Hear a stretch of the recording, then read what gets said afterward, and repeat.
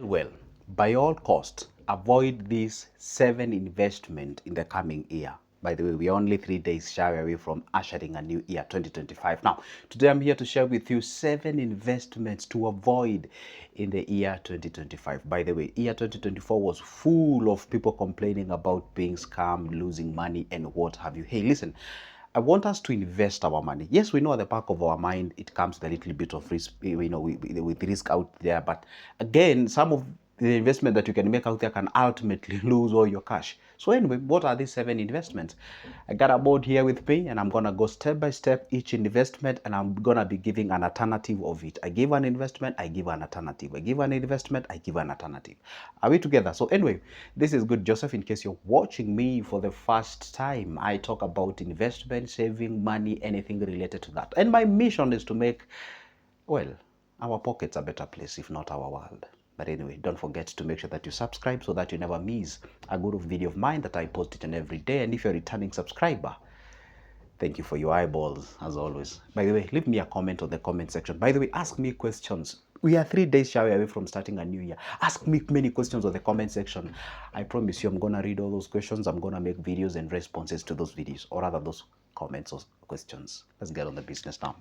Point number one investment that you should avoid from the word go is something called cluster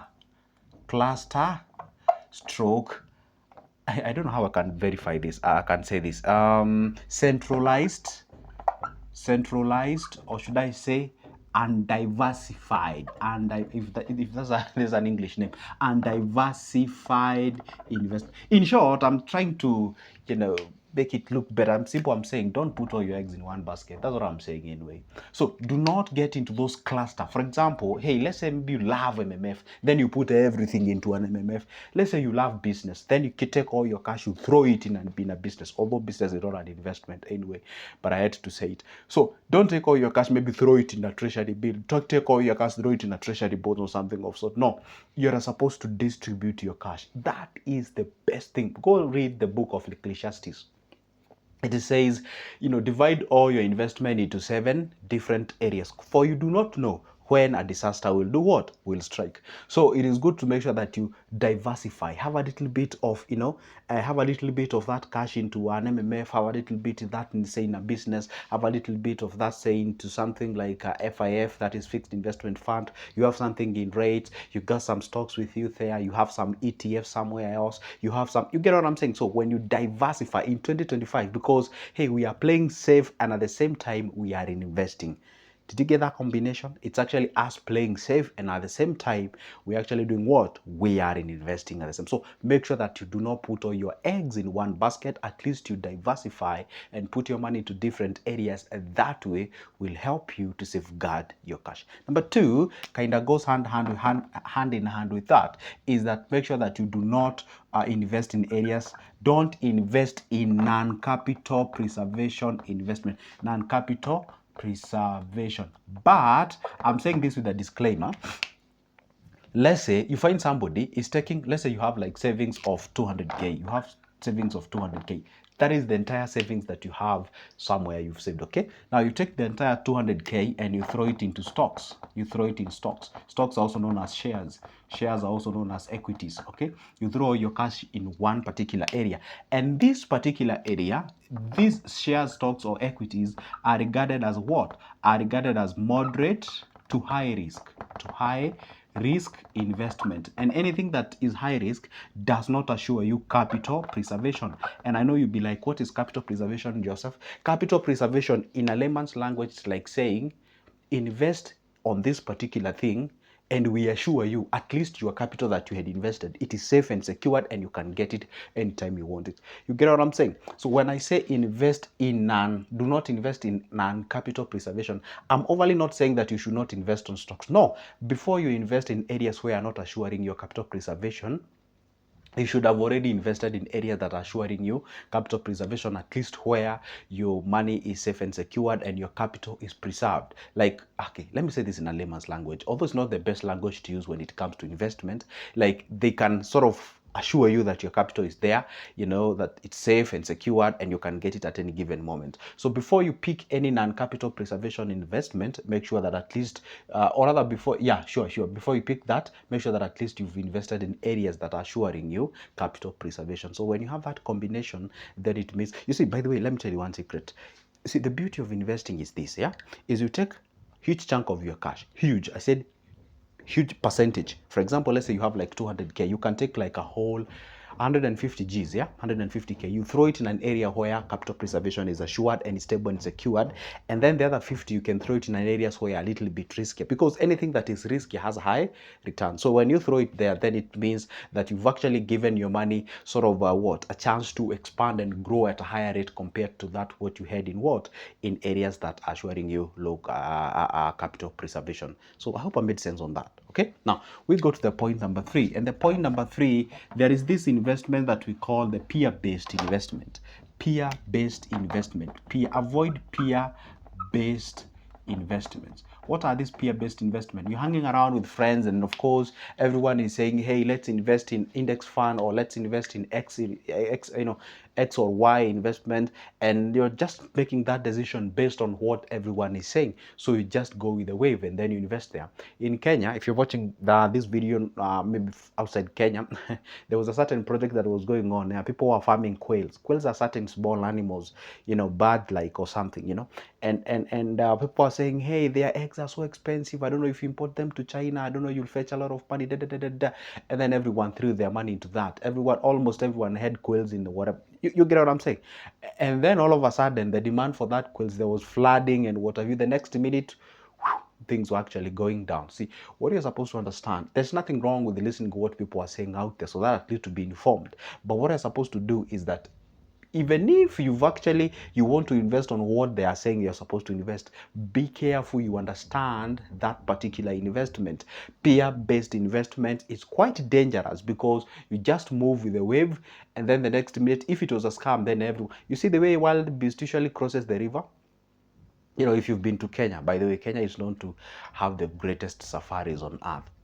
Non-reputable. That's non-reputable. We usually have this, we share this with our beloved neighbor called Tanzania.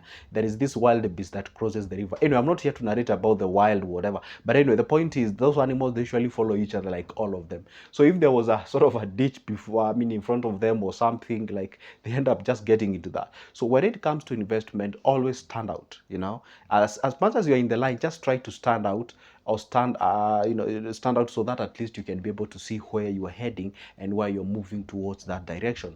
That way will help you to make an informed decision, a decision that you've invested, and you can verify or you can justify why you are investing in that particular thing. So be careful when you're picking up those investments.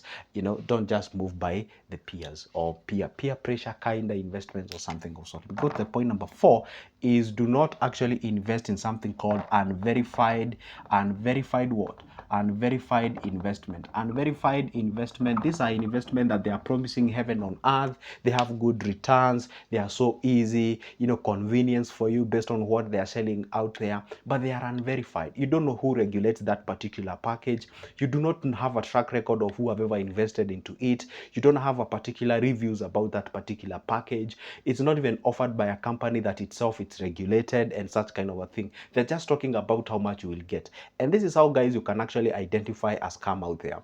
You find that people, they actually measure on what you will get. You will get this, you will get. It's about what you will get. It's no longer about, we are regulated by this. Like, you try to look at them and you try to see the professionalism in them, and there is none. So try to avoid that kind of an investment. And a good investment should actually say, hey, you know what, we are X and Y companies, we're regulated by X and so, Y and so. And of course, the body that they are referring that they regulates them, it should be a body that you yourself, you can actually verify indeed that body is the one that is mandated regulating such kind of investment. And of course, when you're investing, for me, I love to first of all identify the identity of that particular investment that I'm investing. Is it an MMF? Is it a stock? Is it an equity? Is it a bond fund? Is it a balance fund? Is it you give it a name? What is it? What is it? What is identification? You get what I'm saying? Now, the point should be, be very careful. Do not invest on areas or in investment that are unverified. You guys look what happened in Eldoret. It's one of the cities in Kenya. Guys were being promised, I don't know, 18% per month. The next minute, your money is gone because those guys were running just pyramid schemes. There was no areas where you could invest and get that kind of a return. So be very careful when you're actually doing what? Picking those investment. And I love to tell people, please, this is a money that you've actually, for example, it's a money that you've saved for the last, don't know, 1 year or 2 or 3 or even 10 years. Some even it's your retirement money, and then you go there and invest in an area where it's risky. Please do not do that. Okay, it's an area where it's actually unverified. That is not actually wise. Go to point number 5. The point number 5, or the investment that you shouldn't go for, kind of goes hand in hand with peer 1, is called emotional investments. Please do not invest emotionally. Emotional investment, there are these people who invest based on their emotions, listen, there was something I was saying a little bit back then, and I said we have two organs that respond differently to money. We have our brain and our heart. These two organs respond differently. This is our heart. It sort of controls most of our emotions, like, hey, I feel like I want to do this, I want to eat this, I want to go for an outing, and all those kind of things. Of course, this is our brain. It gives us the logic part of our life. And the moment you actually go ahead and invest based on how you're feeling, you end up making a lot of bad decisions out there. I always tell people, if you get the money, try to kick off the matters of the heart away, and please invite brain, invite logic in that particular thing, so that at least you can make the appropriate decision when it comes to investment. So when it comes to investment, it is good to make sure that, please avoid the emotional investment. Emotional investment is where people are actually sort of manipulating you emotionally. By the way, for example, I don't know whether you can relate this, yeah? You find like our parents, that's what they believe. And probably that one can go hand in hand with a traditional investment, but this one is a bit different. Let me just include it here. Traditional investment, that's like point number 6, okay? Let me just explain these 2 points at the same time. You find like maybe your parents can tell you, hey, you need to invest on this, you need to buy a parcel of land, hey, you need to, you get what I'm saying? And then you find that a parcel of land that you're being told to buy, it is not really, how can I say this? Oh my goodness. I don't want you guys to misquote me. I'm not saying that you shouldn't listen to your parents. What I'm saying is this. They tell you, hey, you should be built by now. You're supposed to have your home by now. Hey, you know what? You're supposed to, they're just telling you what they think that is right for you. Okay, that's what they think. It's right to them, it's right for them, but it's not right for you. So that's why I said be careful whom you're listening when it comes to, financial guidance. And that's why I say the best way to get a financial advice is when someone identifies where you are going. You see, most of our parents, they don't ask you where you are going and what you want, So they just tell you, hey, I think we think that you should get married. We think that you should get kids, but they don't understand the journey that you are on, that the journey that you're embarked on. See, they should ask you, hey, by the way, tell us, what kind of an investment or what kind of a goals do you have? They tell, oh, you know what, in 10 years time, I would like to have an investment that is giving me cash flow, that is, so they'll be like, oh, okay. So if you tell you to buy land, probably right now may not be a thing for you. And then, or maybe probably if you tell you to buy cows, you may not have the time to do that. You get what I'm saying? Like, what I'm saying, it is good to make sure that you think as if there was no box. I don't want to tell you to think outside the box. Why are you in the box in the first place? Just think as if there was no box, so that at least you can be able to tap in variety of areas. And you can just pick just because people have been, see, when I'm talking about the traditional investment, just because people in your locality have been buying parcels of land, or people in your locality have been doing particular thing, you can do things a little bit differently. How many here have ever tried to go back to your up country and they try to do a project that is quite different from a larger population? And what kind of a criticism did you get out of that project? And you end up even switching off and saying, hey, you know what? To hell with it. I ain't gonna do that particular project. Just because you're disturbing the norm, you're disturbing the tradition that has been there, you're disturbing the custom and what have you. So it is good to make sure that you think beyond that. And the last point on this particular thing is when we have something that is called the dead assets. Although this one I'm pick it up with a pinch of salt, yeah? Dead assets. When I say dead assets here on this particular thing, I mean like assets that are not generating cash flow, assets that are just there, you know. Yeah, of course they are appreciating, but the appreciation is on the paper appreciation. You cannot really verify, or I mean, you can only realize that particular appreciation once you sell that particular property. So although that is not the correct way to define the dead asset, let me put it on quotes, because dead asset may slightly mean different thing far from what I'm saying. But you know, what I mean, like, it is good to make sure, especially when you're in your young age, you know, when you're supposed to be multiplying. I told you guys, when you are 21 years all the way to 45, you're supposed to focus on growing your money. Growing your money. Are we together? Expanding, investing, multiplying. Beyond 46, whatever and above, you should focus on actually safeguarding, storing your cash and such kind of a thing. So understand which kind of an asset or asset that you love. For me, I love to have assets that are generating cash flow. Okay, an asset that are generating cash flow, it gives me the ability and the chance and opportunity to actually expand that what I have and in future safeguard it. That is it, guys. By the way, stay put. Make sure that you pick that number of mine from the description of this particular video if you need my services in one way or the other. For now, it's goodbye and see you in the next one.